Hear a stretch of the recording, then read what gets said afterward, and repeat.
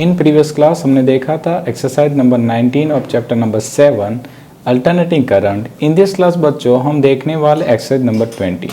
अब नोट करिए बच्चों, एक्सरसाइज नंबर 20 थोड़ा सा लेंथी है बट एनसीईआरटी में 4 मार्क्स में आ सकता है और एंट्रेंस में डेफिनेटली आने की वैल्यू रखता है। यानी कि यहाँ पर हम इस चैप्टर के पूरे कॉन्सेप्ट को एक ही एक्सरसाइज में इन्वॉल्व करने वाले हैं। तो चलिए स्टार्ट करते हैं एक्सरसाइज नंबर 20।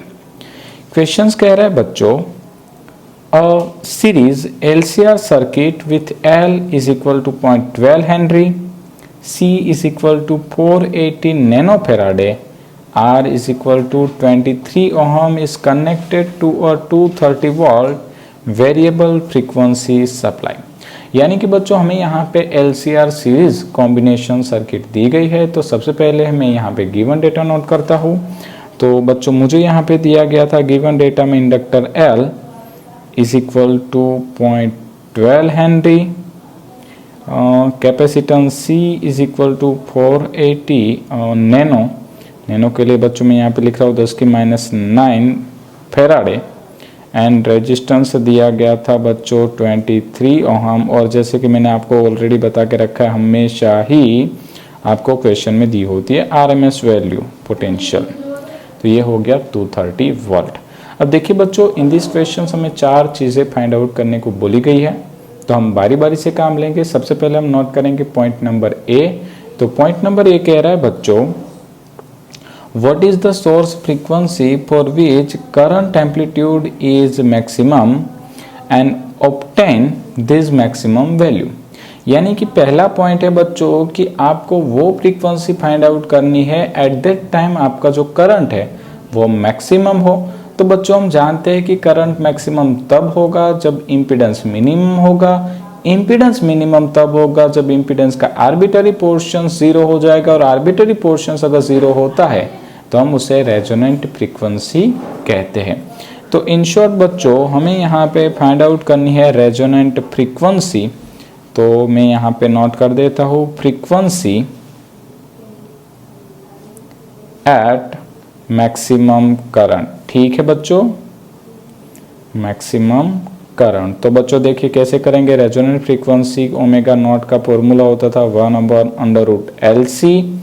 तो यहाँ पे मैं नोट कर सकता हूँ 2πf0 is equal to 1/LC।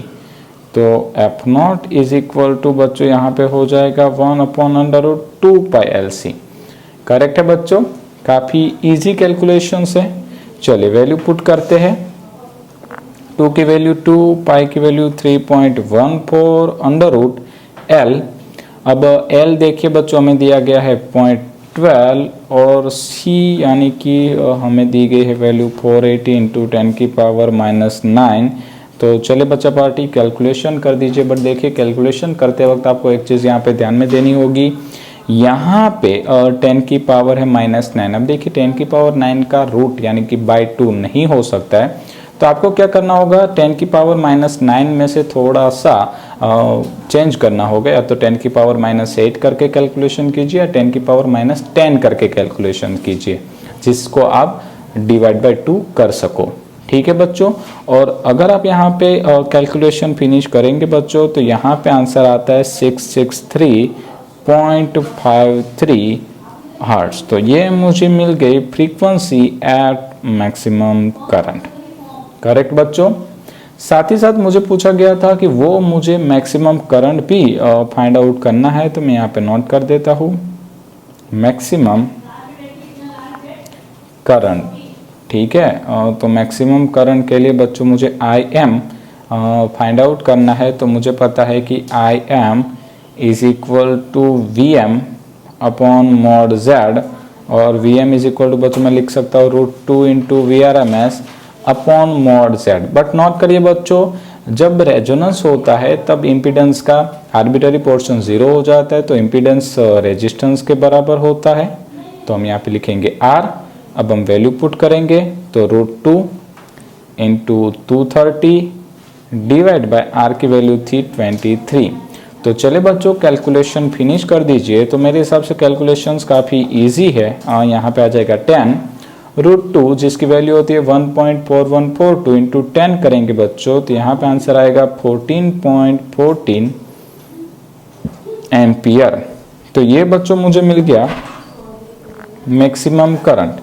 Maximum current IM is equal to 14.14 ampere. ठीक है बच्चों, इसी के साथ पॉइंट ए फिनिश होता है। अब हम बात करेंगे पॉइंट बी के लिए। बी पॉइंट कह रहा था what is the source frequency for which average power absorb by the circuit is maximum, obtain the value of this maximum power. अब देखिए बच्चों, यहाँ पे बी पॉइंट हमें कह रहा है कि ऐसी कौन सी फ्रीक्वेंसी होगी कि एट दैट टाइम पावर जो है वो मैक्सिमम हो। अब देखिए बच्चों, पावर का बेसिक फॉर्मूला होता है I²R। ठीक है, आप लोगों ने डिस्प्लेस पावर का फॉर्मूला देखा होगा, power P is equal to I²R। तो अगर आपको पावर मैक्सिमम चाहिए इट मीन्स करंट मैक्सिमम होगा, और करंट मैक्सिमम होगा वो फ्रीक्वेंसी कौन सी होगी? Resonance frequency, right. तो उसका मतलब सिंपल है बच्चों कि वहां पे भी हमारी रेजोनेंस फ्रीक्वेंसी सेम आने वाली है और हम पावर फाइंड करने वाले हैं। बट अब यहाँ पे मेरे पास स्पेस की थोड़ी सी कमी है, तो आपके पास दो ऑप्शंस है, या तो आप स्क्रीन को पॉज करके ये डेटा लिख सकते हो, या तो स्क्रीनशॉट करके आप बाद में भी लिख सकते हो। तो हम जा रहे हैं बच्चे लोग नेक्स्ट स्क्रीन पे।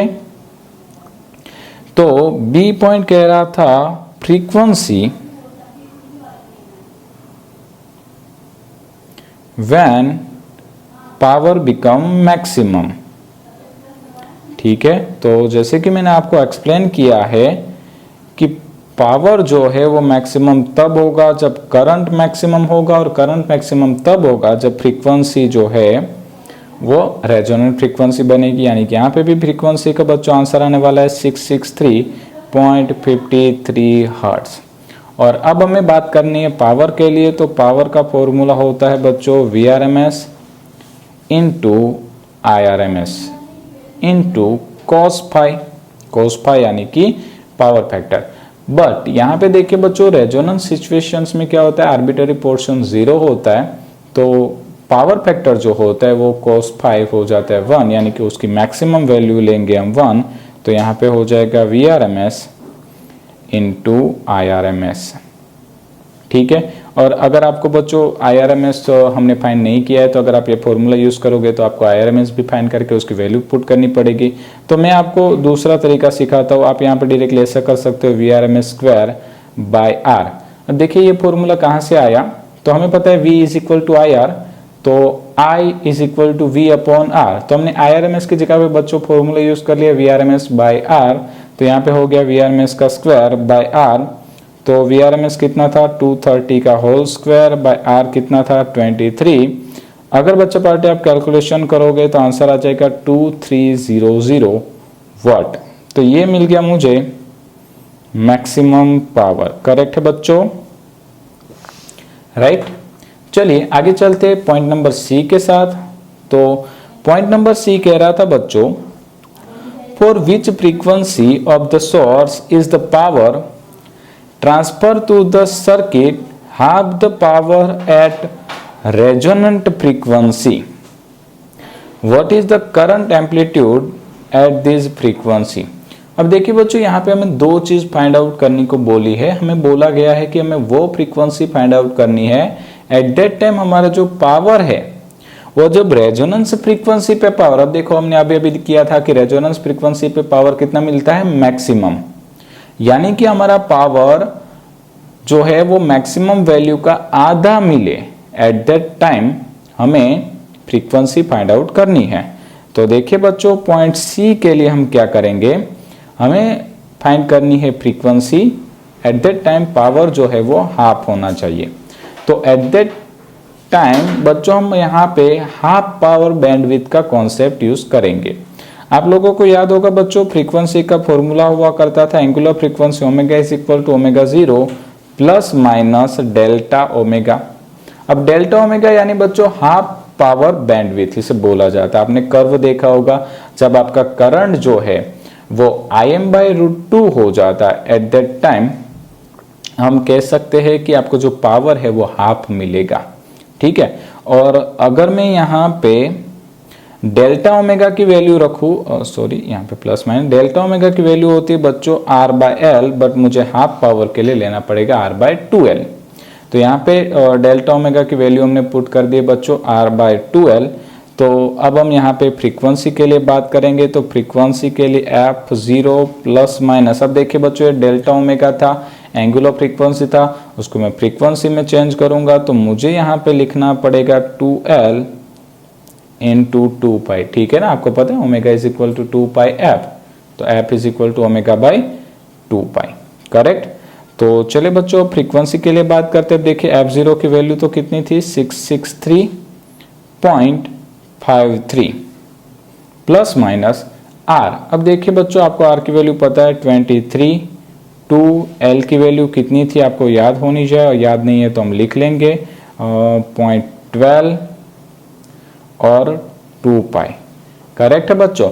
तो अब देखिए यहाँ पे क्या होगा कि जैसे आप कैलकुलेशन फिनिश करेंगे तो आपको फ्रीक्वेंसी की दो वैल्यूज मिलेगी, क्योंकि एक बार आपको प्लस करना है, एक बार आपको माइनस करना है। तो आपको बच्चों यहाँ पे अप्रोक्स वैल्यू मिलेगी फ्रीक्वेंसी की, और वो होगी 678 हर्ट्ज, या तो फिर दूसरी वैल्यूज मिलेगी आपको 648 हर्ट्ज, करेक्ट है। जब आप प्लस लेंगे तो आपको 678 वैल्यू मिलेगी, जब आप माइनस लेंगे तो आपको 648 वैल्यू मिलेगी।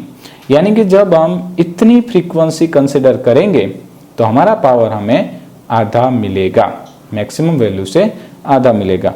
और ऐसे किस्सों में बच्चों अगर मुझे चाहिए करंट, तो करंट हो जाता है Im बाय √2।